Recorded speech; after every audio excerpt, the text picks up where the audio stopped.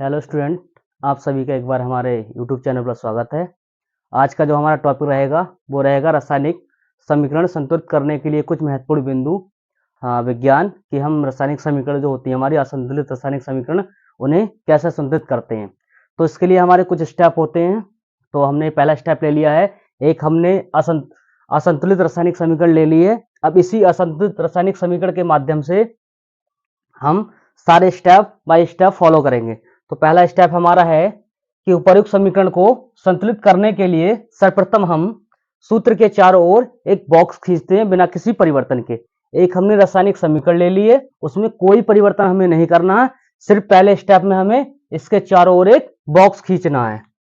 हम इसके चारों ओर एक बॉक्स खींच देंगे बिना किसी परिवर्तन के।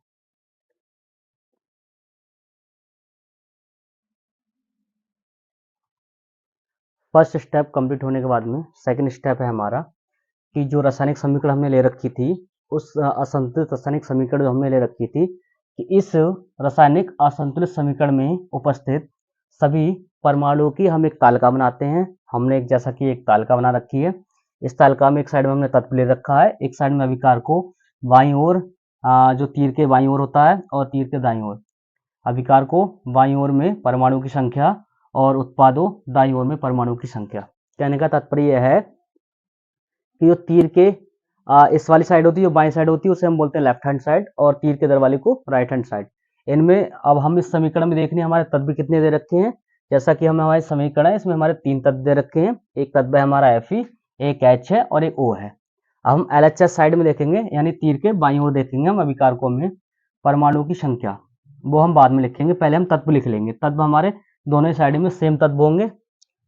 तत्व है हमारा, पहला तत्व है एक Fe और दूसरा तत्व है हमारा H और तीसरा तत्व है हमारा O। 3 तत्व हमारे दे रखे हैं। अब अभिकारकों में बाईं ओर यानी परमाणु की संख्या लिखेंगे हम। तीर के बाईं ओर Fe की परमाणु की संख्या कितनी है? 1 है, तो 1 लिख दी हमने। H की परमाणु की संख्या देखेंगे अब हम, H की 2 है तो 2 लिख दी हमने यहाँ पे। अब O की देखेंगे, O की 1 है तो 1 लिख दी। अब उत्पादों में दाईं ओर परमाणुओं की संख्या ज्ञात करेंगे, यानी कि RHS में देखेंगे हम। Fe की परमाणु संख्या हमारी कितनी है? 3 दे रखी है तो 3 लिख देंगे। Fe के सामने 3 लिख दी हमने। H की 2 है इधर तो 2 लिख दी हमने, और O की 4 है तो 4 लिख दी हमने। तीनों की 3 ही हमारे तत्व हैं और तीनों तत्वों की हमने परमाणु संख्या लिख दी, दोनों साइडों में, LHS में भी RHS में, यानी दाईं ओर भी और बाईं ओर भी। इसके बाद जो हमारा थर्ड स्टेप है, थर्ड स्टेप ये कहता है हम एक ऐसे यौगिक का चयन करते हैं जिनमें सर्वाधिक परमाणु की संख्या होती है। चाहे वो अभिकारक भी हो सकता है, उत्पाद भी हो सकता है, उनमें से कोई भी हो सकता है। तो इसके बाद हम थर्ड स्टेप को सॉल्व करेंगे। थर्ड स्टेप में देखेंगे हम क्या क्या प्रोसेस है थर्ड स्टेप का। तो आइए चलते हैं थर्ड स्टेप की तरफ। तीन स्टेप कंप्लीट होने के बाद में हमारा जो थर्ड स्टेप है, वो थर्ड स्टेप है हमारा, अब हम उस यौगिक का चयन करते हैं जो हमारी असंतुलित रासायनिक समीकरण है, उसमें हम उस यौगिक का चयन करते हैं जिसमें सर्वाधिक परमाणु उपस्थित होते हैं। ये यौगिक अभिकारक अथवा उत्पाद कोई भी हो सकता है। उस यौगिक में हम उस तत्व का चयन करते हैं जिसके परमाणु की संख्या अधिक होगी। कहने का तात्पर्य यह है कि हम असंतुलित रासायनिक समीकरण में उस यौगिक का चयन करते हैं जिसमें सर्वाधिक परमाणु की संख्या होगी। वो चाहे हमारा उत्पाद हो सकता है या अभिकारक हो सकता है, कोई भी हो सकता है दोनों में से। जो हमारी समीकरण दे रखी है, उपरोक्त समीकरण हमने लिख रखी है, क्योंकि हमें बार बार समीकरण की आवश्यकता पड़ेगी, इसलिए हमने समीकरण लिख रखी है। उपरोक्त समीकरण में हम Fe3O4 का चयन करते हैं, क्योंकि अगर हम देखेंगे तो सर्वाधिक परमाणु हमें 4 दिखाई दे रहे हैं। परमाणु की संख्या जो है सर्वाधिक 4 है, और वो किसकी है? ऑक्सीजन की है, और हमारी दाईं तरफ है।